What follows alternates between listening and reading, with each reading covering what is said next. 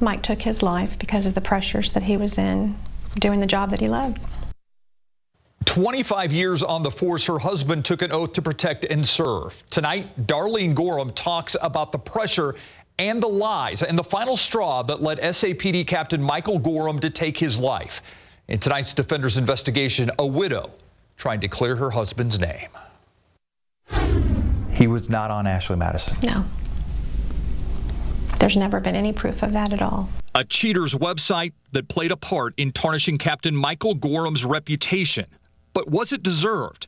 Darlene Gorhum still wears her husband's badge, convinced he was slandered before and after he committed suicide. I understand the hard place that he was in.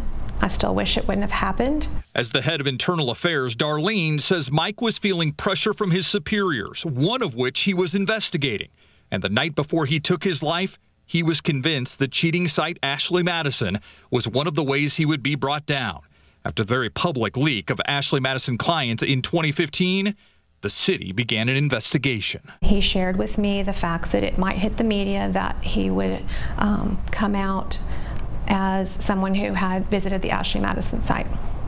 He assured me that he did not have an account there. He never did anything, on the site. The next day, Captain Michael Gorham's computers were taken. This is how they're going to bring me down, were his words. It would be the last time she would talk to him. Minutes later, he was found across the street from the school where she worked with a gunshot to the head. He truly believed that it was the end of his career and damaging to his character. Indeed, after his death, it was widely reported that his email was on the client list.